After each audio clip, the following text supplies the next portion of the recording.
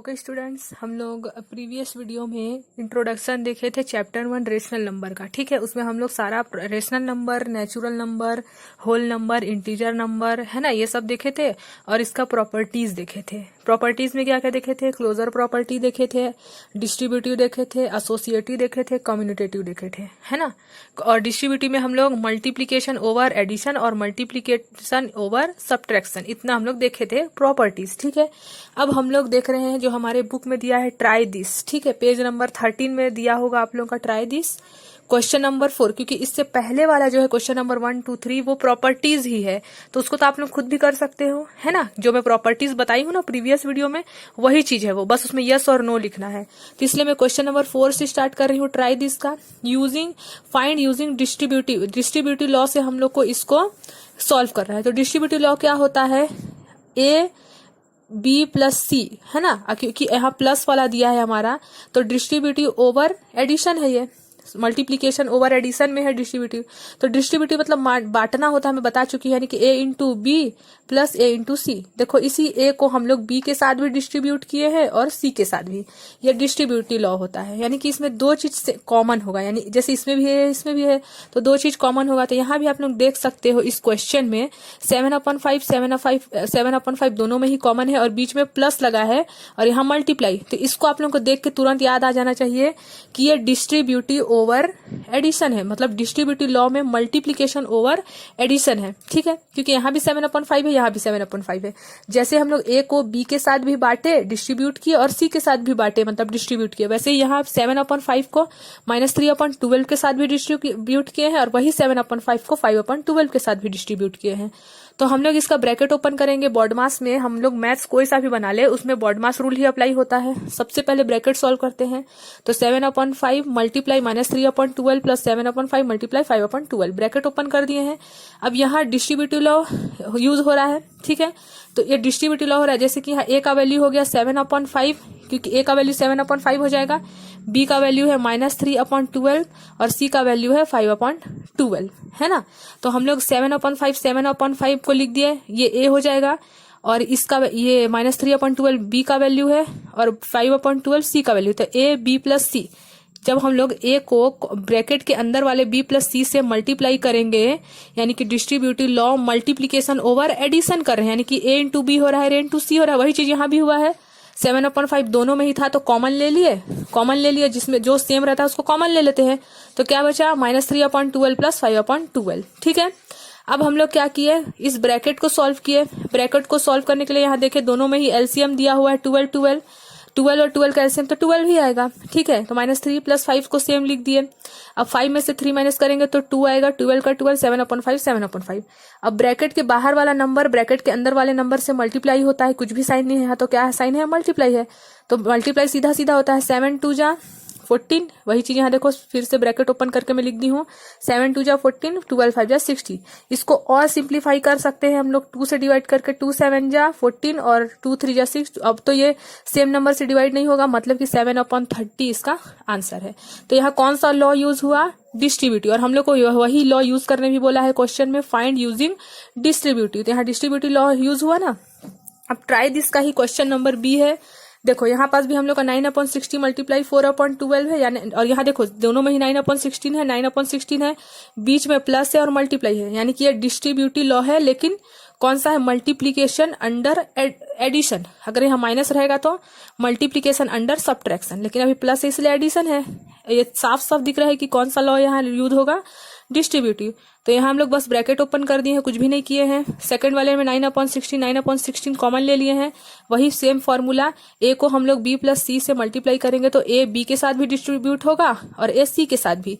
तो यहाँ ए का वैल्यू दोनों में ही देखो, ए का वैल्यू कॉमन है। ए का वैल्यू क्या है? 9/16 और बी का वैल्यू क्या है? 4/12 और सी का वैल्यू क्या है? -3/9। वही चीज यहाँ पास किए ना, देखो मल्टीप्लाई किए ए बी प्लस ए सी।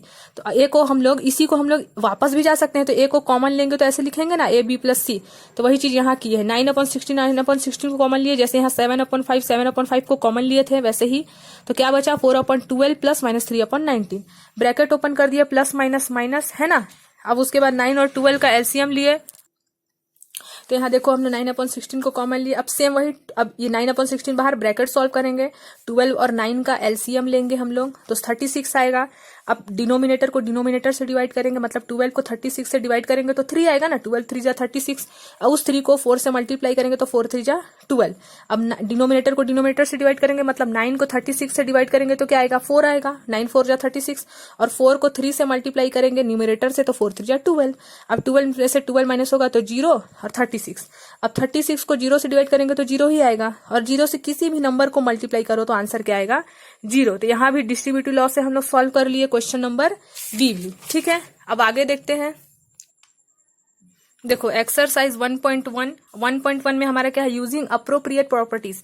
अब हम लोग को क्वेश्चन देके खुद से समझना है कि यहाँ कौन सा प्रॉपर्टी यूज होगा। ठीक है, ये हम लोग को खुद से क्या करना है, समझना है। जैसे हम लोग पहले वाले में बनाए तो हम लोग यहाँ बता दिया था कि डिस्ट्रीब्यूटिव यूज करना है, लेकिन यहाँ नहीं बताया। अब हम लोग को खुद से ढूंढना है कि यहाँ कौन सा प्रॉपर्टी यूज होने वाला है। तो ये क्वेश्चन दिया हुआ है, यहाँ आप लोग क्या देख रहे हो कि -2/3 को मल्टीप्लाई किया 3/5 से, फिर बीच में प्लस 5/2 है, फिर -3/5 मल्टीप्लाई 6 है। तो यहाँ कौन सा प्रॉपर्टी यूज हो रहा है, कम्युनिटेटिव। कम्युनिटेटिव में क्या होता है, जैसे a प्लस बी है उसको हम लोग लिख सकते हैं b प्लस ए। इसमें कम्युनिटेटिव में क्या होता है, जो प्लेस है वो चेंज होता है। जैसे कि b का प्लेस यहाँ सेकंड था तो इक्वल के इस साइड b का प्लेस फर्स्ट हो जाएगा। यहाँ a का प्लेस फर्स्ट था, ये फर्स्ट प्लेस है, ये सेकंड प्लेस है, लेकिन इक्वल के बाद जो सेकंड है वो फर्स्ट बन जाएगा और जो फर्स्ट है वो सेकंड बन जाएगा। तो कम्युनिटेटिव में क्या होता है, सिर्फ प्लेस चेंज होता है।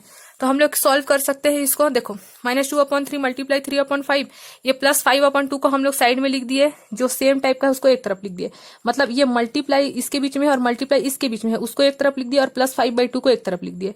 तो कम्युनिटेटिव में हम लोग सिर्फ अरेंज किए हैं अभी। अब देखो हम लोग यहाँ पास देख रहे हैं कि 3/5 और 3/5 दोनों में ही कॉमन है। देखो -2/3 मल्टीप्लाई 3/5 है, -3/5 मल्टीप्लाई 1/6 है। अभी इसको नहीं देखना है, अभी हम लोग सिर्फ इसको देख रहे हैं। दोनों में ही 3/5 कॉमन है, तो डिस्ट्रीब्यूटिव में यही तो है ना। ए को जब हम लोग b प्लस सी से मल्टीप्लाई करते हैं तो ab plus BC AB plus AC होता है ना। तो क्योंकि यहाँ A दोनों में ही कॉमन है तो कॉमन लिए है ना, जैसे इसमें से कॉमन लो मैं बोलूंगी तो आप लोग A को ही कॉमन लोगे क्योंकि दोनों में A है, तो ऐसे लिख सकते हैं। सेम वैसे यहाँ भी 3/5 दोनों में सेम है इसलिए कॉमन ले लिए, तो क्या बचा -2/3 -1/6 ब्रैकेट लगा दिए। यहाँ तक वाला जो लॉ है वो क्या है, डिस्ट्रीब्यूटिव लॉ है ना। हम लोग को खुद से आइडेंटिफाई करना है इसमें। +5/2 लिख दिए। अब ब्रैकेट को सॉल्व करने के लिए 3 और 6 का एलसीएम लेंगे तो 6 आएगा। डिनोमिनेटर को डिनोमिनेटर से डिवाइड करेंगे, मतलब 3 को 6 से डिवाइड करेंगे तो 2 आएगा। उसको न्यूमरेटर से मल्टीप्लाई करेंगे तो 2 2 जा 4, 6 को 6 से डिवाइड किए तो 1 आया, 1 को 1 से मल्टीप्लाई किए तो 1। ठीक है, अब ब्रैकेट को ही पहले सॉल्व करते हैं। बॉड मास हम लोग पढ़े हैं मैथ्स में, तो बॉड मास में ब्रैकेट सॉल्व होता है। तो -4 -6 -5 होगा ना, और माइनस माइनस प्लस होता है। ग्रेटर नंबर 4 है उसके सामने माइनस, इसलिए आंसर में भी माइनस लगता है। 3/5 का 3/5 प्लस 5/2। ठीक है, मल्टीप्लाई कर देंगे, कुछ भी नहीं रहता है ब्रैकेट के बाहर तो मल्टीप्लाई होता है। 5 3 जा 15 प्लस माइनस माइनस, तो -15 आया। 6 5 जा 30 प्लस 5/2। अब सेम वही, अगर देखो ये -15/30 जो है ये वाला, इसको हम लोग काट सकते हैं ना, डिवाइड कर सकते हैं। तो डिवाइड कर देंगे तो 5 3 जा 15, 5 6 जा 30, 3 1 जा 3, 3 2 जा 6। तो आंसर क्या आया, -1/2 आया। उसी को यहाँ लिख दिया, और +5/2। 2 और 2 का एलसीएम 2 ही आएगा। सेम नंबर को लिख देते हैं, और -1 + 5 करेंगे तो 4 आएगा। अब 4 में से 2 को डिवाइड करेंगे तो क्या आएगा, 2 आएगा। यानी कि हमारा इसका आंसर क्या आया, 2। अब सेम वैसे ही इसका क्वेश्चन नंबर बी भी देख लेते हैं। क्वेश्चन दिया हुआ है, इसमें भी यही क्वेश्चन है हमारा। इसमें भी हम लोग अप्रोप्रिएट प्रॉपर्टीज खुद से आइडेंटिफाई करना है कि कहाँ कौन सा प्रॉपर्टी यूज होने वाला है। तो यहाँ पास हम लोग देख रहे हैं कि 2 मल्टीप्लाई ये वाला, यहाँ से सॉल्यूशन स्टार्ट है ना, ये सॉल्यूशन है। तो यहाँ हम लोग लिख दिया 2/5 -3/7, इसको मल्टीप्लाई कर सकते हैं ना। देखो यहाँ पास हम लोग +1/14 लिख दिए, इस 14 को इधर ले आए हैं, और मल्टीप्लाई देखो ये वाला जो मल्टीप्लाई था इसके बीच में, ये वाला भी मल्टीप्लाई था इसके बीच में। इसको अरेंज, इसको मैं क्यों नहीं लिखी, यहाँ भी तो मल्टीप्लाई था बीच में, इसको अरेंज इसलिए नहीं किया हम लोग क्योंकि देखो कॉमन देख रहे हैं, इन दोनों के बीच में मल्टीप्लाई है, इन दोनों के बीच में मल्टीप्लाई है, और इन दोनों के बीच में मल्टीप्लाई है, लेकिन कॉमन 2/5 इसमें है ना। इन दोनों के बीच कॉमन मल्टीप्लाई के बीच में 2/5 है, इसलिए 2/5 वाले स्टेप को हम लोग एक तरफ कर लिए। तो इन दोनों को इधर लिख लिया, इन दोनों को इधर लिख लिया, और ये -1/6 मल्टीप्लाई 3/2 को इधर लिख लिए। तो ये एसोसिएटिव प्रॉपर्टी बना। एसोसिएटिव प्रॉपर्टी में क्या होता था, a + b + c ब्रैकेट इसमें रहता था, यहाँ भी वही सेम नंबर रहता था, बस ब्रैकेट b + c से a + b में आ जाता था। हम लोग यही पढ़े हैं एसोसिएटिव प्रॉपर्टी। तो यहाँ पास भी वही चीज हुआ ना, बस अरेंजमेंट किए हैं, है ना। अब देखो 2/5 कॉमन लिए तो ये डिस्ट्रीब्यूटिव आ गया, हम लोग पढ़ चुके हैं। AB सॉरी ए ब्रैकेट में बी प्लस सी को हम लोग लिख सकते हैं A B plus B C, A B plus A C, है ना, ए सी। ठीक है, सेम वही यहाँ भी आया ना, यहाँ पास 2/5 मान लो ए है और ये बी है, तो कॉमन लेंगे ए, ये बी प्लस सी, तो यही प्रॉपर्टी आया डिस्ट्रीब्यूटिव, तो यहाँ लिख दिए साइड में डिस्ट्रीब्यूटिव प्रॉपर्टी। और ये वाला जो 1/6 मल्टीप्लाई 3/2 को साइड में लिखे थे, इसको सॉल्व कर सकते हैं। 3 1 जा 3, 3 2 जा 6, तो 1 into 1 1, 2 into 2 4। अब यहां से करने के बाद ब्रैकेट सॉल्व कर रहे हैं। 7 और 14 का एलसीएम 14, डिनोमिनेटर को डिनोमिनेटर से डिवाइड किया, मतलब कि 7 को 14 से तो 2 आया, उस 2 को न्यूमरेटर से मल्टीप्लाई किए तो 6 आया, 14 से 14 डिवाइड किए तो 1 आया, उसको न्यूमरेटर से मल्टीप्लाई किए तो 1 1 जा 1। अब वही लिख दिए सब।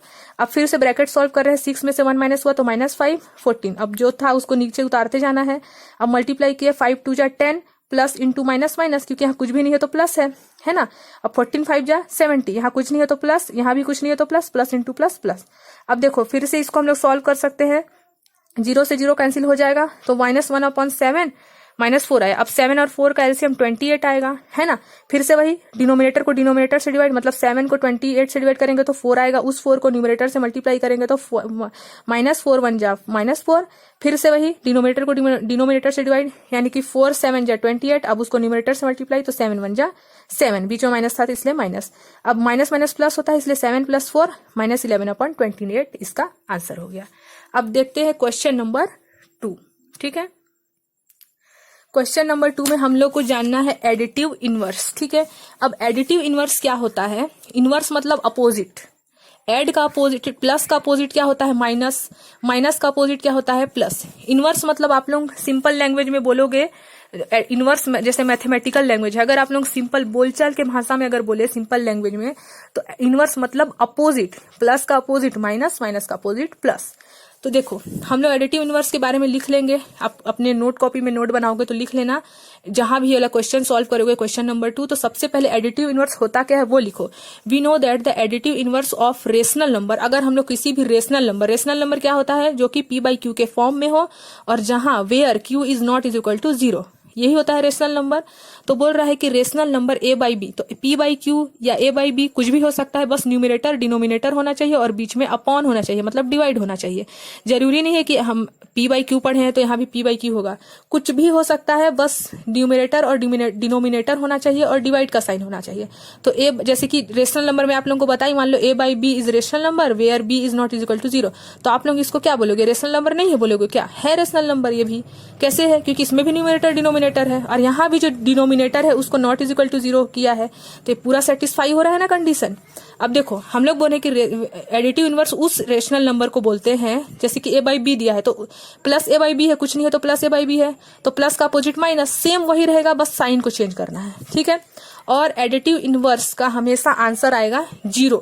ठीक है, एडिटिव इनवर्स का हमेशा आंसर क्या आना चाहिए? 0। जैसे a/b है, उसका हम लोग अपोजिट लिखे माइनस a/b और उसको प्लस करेंगे तो a/b plus minus minus a/b, तो प्लस और माइनस तो माइनस होता है, यानी कि a/b का आंसर क्या आएगा? 0। तो ये याद रखना है। आप लोगों के फिल इन द ब्लैंक्स में शायद क्वेश्चन आ सकता है कि एडिटिव इनवर्स क्या होगा। एडिटिव ऑप्शनल में दे दिया एडिटिव इनवर्स इज 0 1 2 3, तो आप लोग 0 को टिक मारोगे, क्योंकि एडिटिव इनवर्स का आंसर हमेशा 0 ही आना चाहिए। तो एडिटिव इनवर्स जैसे कि मैं मान लो दे दी आप लोगों को -2, इसका एडिटिव इनवर्स बताओ, तो आप लोग क्या बोलोगे? +2। मैं दे दी +3, इसका एडिटिव इनवर्स बताओ, तो आप लिख दोगे -3। ठीक है, मैं दे दी मान लो आप लोगों को -1/2, इसका एडिटिव इनवर्स बताओ, तो आप लोग क्या बोलोगे? +1/2। अब देखते हैं क्वेश्चन। ठीक है, 2/8 का एडिटिव इनवर्स, इसका एडिटिव इनवर्स क्या है? ठीक है, 2/8 का, तो the additive inverse of 2/8 is -2/8। अगर यहाँ माइनस होता तो यहाँ प्लस कर देते, बिकॉज 2/8, अब 2/8 को एडिटिव इनवर्स से प्लस करेंगे, तो 2/8 का एडिटिव इनवर्स -2/8 था, उसको प्लस करे, तो प्लस माइनस माइनस दोनों सेम नंबर है, एक प्लस में एक माइनस में, तो आंसर 0 आएगा। ठीक है, 2/8 को 2/8 से माइनस करोगे तो 0 आएगा ना। अब वैसे ही -5/9, इसका additive inverse, the additive inverse of -5/9 is +5/9, because -5/9 plus 5/9, क्योंकि हम लोग को एडिटिव इनवर्स को प्लस कर रहे हैं। एडिटिव इनवर्स, एड मतलब क्या होता है? प्लस, तो प्लस ही करना है हम लोग को। ठीक है, तो -5/9 का एडिटिव इनवर्स +5/9 हुआ, इन दोनों नंबर को प्लस करेंगे तो हमारा आंसर 0 आया। मैं बताई ना, एडिटिव इनवर्स में आंसर 0 ही आना चाहिए। ठीक है, सेम वैसे ही -6/-5, द एडिटिव इनवर्स ऑफ -6/-5, दोनों में ही माइनस है तो कैंसिल कर सकते हैं हम लोग, है ना।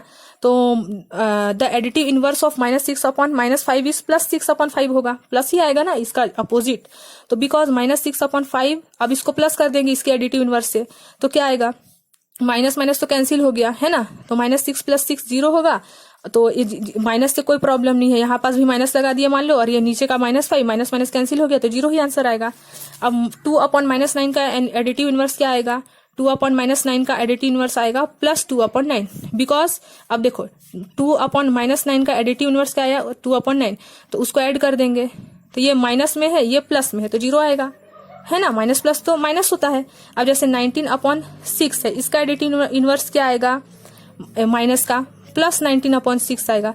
अब इन दोनों को अगर प्लस भी करते हैं तो ये माइनस प्लस और दोनों सेम नंबर है, इसीलिए आंसर क्या आएगा 0। ठीक है, अब देखते हैं क्वेश्चन नंबर 3।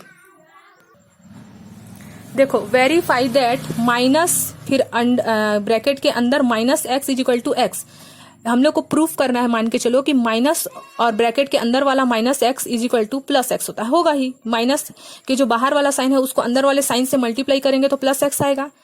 इस कंडीशन को हम लोग क्वेश्चन नंबर ए और बी के लिए सेटिस्फाई करना है। ठीक है, तो देखते हैं हमारा जो वैल्यू दिया है x का, क्या दिया है 11/15 दिया है, लेकिन हम लोग को ये प्रूफ करना है। ठीक है, तो हम लोग लिख सकते हैं यहाँ पास x का ही 11/15, 11/15 प्लस में है तो इसका एडिटिव इनवर्स क्या होगा, देखो एडिटिव इनवर्स ऑफ x = 11/50, तो इसका एडिटिव इनवर्स क्या होगा, x का अपोजिट एडिटिव इनवर्स क्या होगा, माइनस, प्लस में है तो माइनस, और 11/15 का एडिटिव इनवर्स प्लस में है ना ये, तो माइनस। तो हमारा x का वैल्यू भी मिल गया है और माइनस का वैल्यू भी मिल गया है, यानी कि 11/15 को प्लस करेंगे -11/15 से, तो हमारा आंसर क्या आ रहा है 0, यानी कि एडिटिव इनवर्स तो प्रूव हो गया। तो हम लोग बोल सकते हैं so that additive inverse of -11/15, इसका -11/15 इज +11/15, क्योंकि देखो -11/50 का भी तो एडिटिव इनवर्स 11/15 होगा और 11/15 का एडिटिव इनवर्स -11/15 होगा। तो हमारा प्रूव हो गया ना। देखो, माइनस से हम लोग सॉल्व किए तो प्लस आया, तो यही चीज तो प्रूफ कर रहे थे, माइनस से सॉल्व करके प्लस ला रहे थे, तो वेरीफाई हो गया, माइनस इंटू माइनस प्लस, यहाँ भी सेम वही प्रूफ हो गया। सेम वैसे ही क्वेश्चन नंबर बी भी है, the additive inverse of x = -13/17, question number B ये वाला है ना, इसको भी सेम हम लोग वैसे ही बनाएंगे। माइनस, अब इसको, इसका एडिटिव इनवर्स +x का -x, इसका एडिटिव इनवर्स -13/17 का माइनस का प्लस होता है, तो माइनस इंटू माइनस प्लस होगा। डायरेक्ट भी लिख सकते हैं, ऐसे करना नहीं भी पड़ेगा, डायरेक्ट इसको लिख सकते हैं। ये लाइन को मान लो हटा देती हूँ मैं, ठीक है, कंफ्यूज हो जाओगे नहीं तो।